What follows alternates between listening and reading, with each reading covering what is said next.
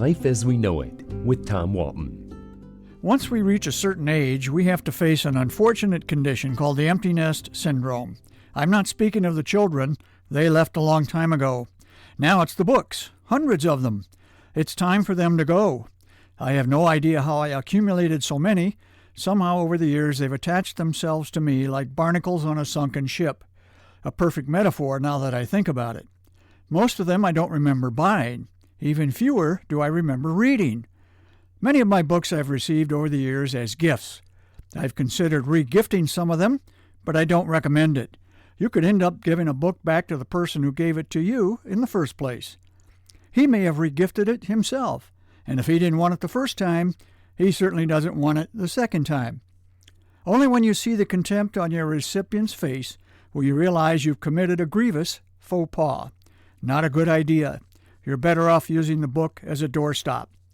Besides, when you are gifted a book, there's an unspoken but implied assumption that you will actually read it, and soon.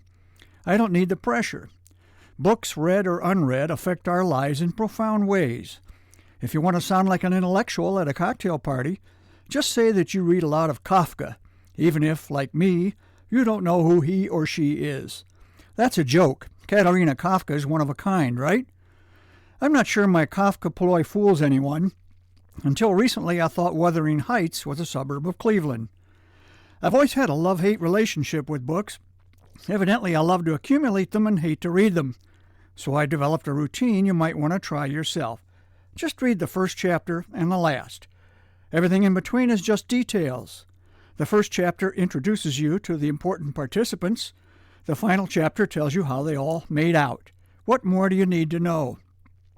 When picking out a book, consider its length. My personal limit, at least for a work of fiction, is 400 pages, and that's pushing it.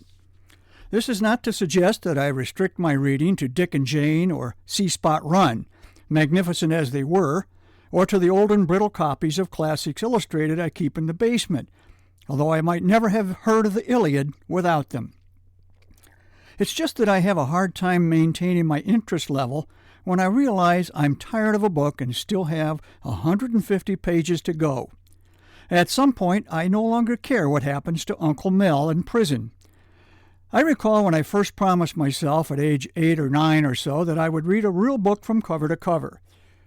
It was science fiction. I think the name was The Big Red Eye or something like that.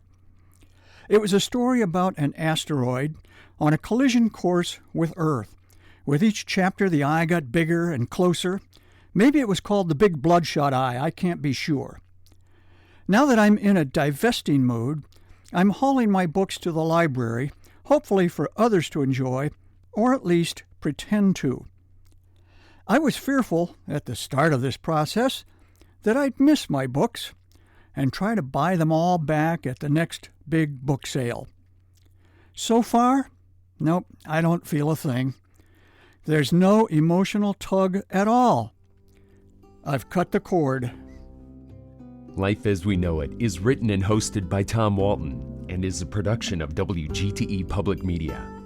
Life as We Know It with Tom Walton can be heard on WGTE FM 91 every Monday afternoon during All Things Considered at 5:44 p.m. Or hear past episodes at WGTE.org/life.